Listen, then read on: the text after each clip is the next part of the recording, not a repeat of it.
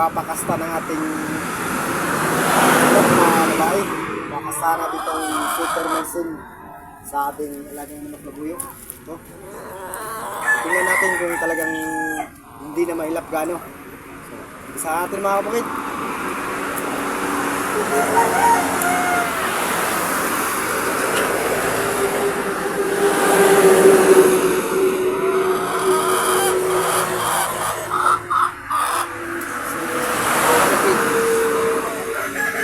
Pag-asawahin ay hindi na naglulugon yung ating babaeng manok na ito na yung Wilson sweater. Hindi naglulugon yung buntot. Ito naman ay medyo napakailap pa. Ayan, ayaw pa magpahawak. Lalagay ko na sa tulungan. Ayan.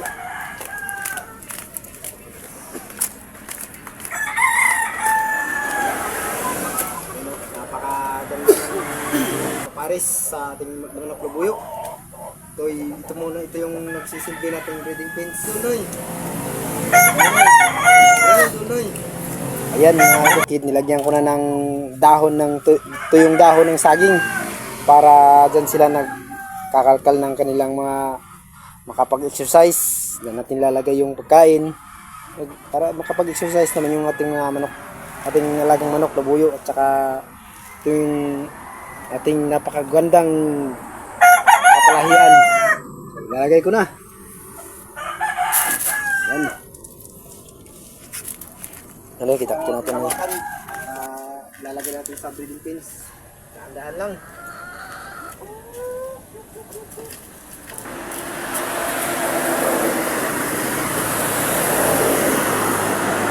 Ito na na. Kaya pwede na natin palahiin.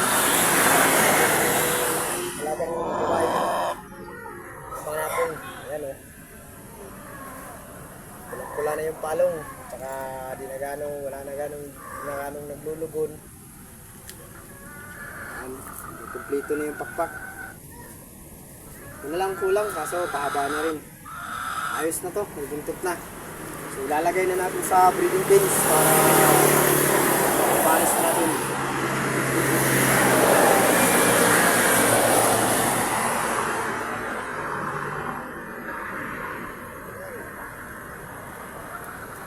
So, samahan niyo ako mga bukid.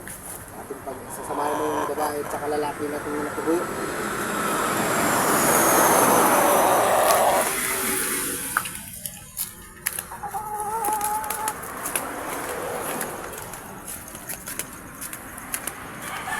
Ayun mga bukid, nauna na yung babae sa loob. Kailangan natin dandahanin paglagay nito. Isang pintuan na pinalagay na to.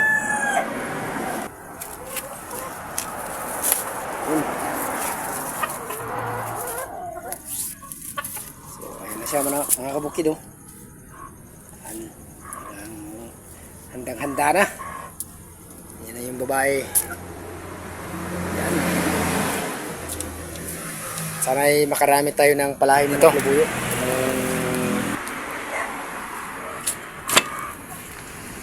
Dito naman tayo mga kabukid, may nagbe-breed din tayo ng sweater. Yan yung sweater kong tandang. Tsaka ayun naman yung babaeng sweater na inahin. Yan, meron na yung itlog, nakalimang itlog na siya ngayon. Dito naman yung ating yellow-legged hats. Yan.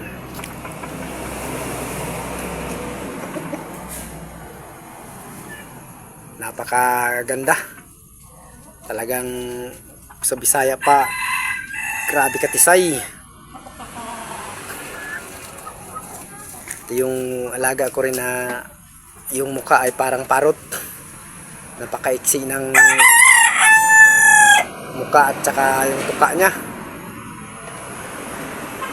Ano? Parot na parot yung mukha. Hindi ko pa napapalahi ito mga kabukid dahil yun nga, naglulugon pa rin yung buntot. Hindi pa kumpleto. Yan, ito naman yung sweater din, anak ng ating sweater. So,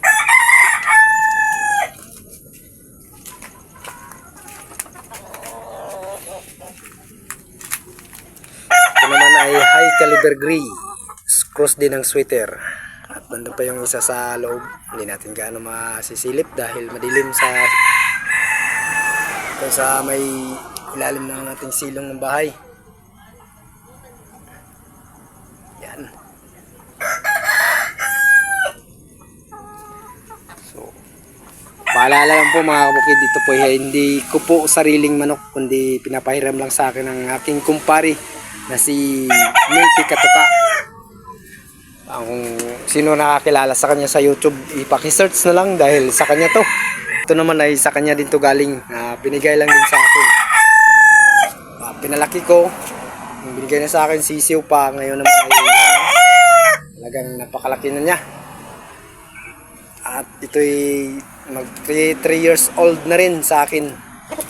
Yan naman ay pinahiram din sa akin yung babaeng sweater. Ako naman po hindi makakabili ng ganitong halagang manok. Napakamahal nito kung bibilhin natin. Hindi sa ganitong kalagayan ng bahay ko, talagang hindi ko pa mabibili ang mga ganitong materialis. Kundi nagpapasalamat ako sa aking kumpare dahil pinahiram niya ako ng manok para maging maayos yung aking mga materialis balang araw. Ako naman hindi nagsasabong, kundi napakahilig ko lang sa manok talaga na panabong. Yan. So, mga kabukid, at maraming salamat ulit sa suporta. God bless sa inyo. Sana'y walang sawang suporta naman po. At ay sana'y maayos na rin ang ating mga hanap buhay ngayon. So, God bless.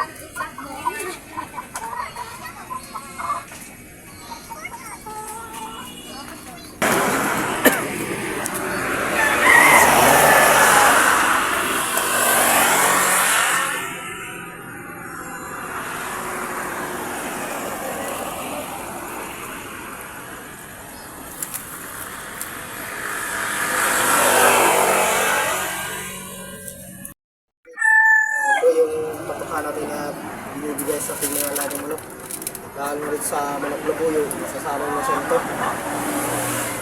para maging maamo yung babae. Kung ito ang ginagawa ko, bibigyan ko ng patuka sa loob kasi nandun na sila sa loob ng breeding pins. So ito, isahan na natin mga kapatid.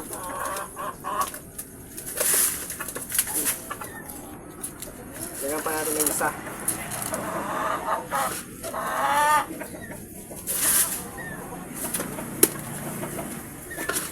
Yung manok labuyo natin mga kabukid, dandaan natin buksan yung pintuan ng ating breeding pins, baka lumipad. Ayan o, lakas na kumain. Talagang hindi na tinatawag yung kanyang partner na babae o, ayan o. Ito yung babae sa taas, di pa bumaba, nababa din lang ngayon. Try ko pumasok mga kabukid kung sakaling bumaba to. Dandahanin ko lang pagpasok. Dito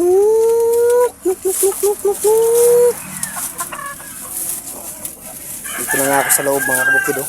Yan. Talagang napakaamo na niya. Ayan, nababa na siya. Yan na, talagang gumigiri na yung ating manok labuyo. Talagang hindi na mailap. Subukan naman natin mga kabukid kung magpapahawak siya ngayon. Dahil may babayan nga, may kasama na siyang dalaga dito sa loob ng kanyang breeding pens. Subukan natin hawakan kung magpapahawak. Ginagahan na talagang mailap. So ngayon gagawin ko mga kabukid, lalabas na tayo para hindi natin magambala o madisturbo yung kanilang pagsasama sa loob. Ayan. Yan lang mga kabukid, at maraming salamat ulit sa ating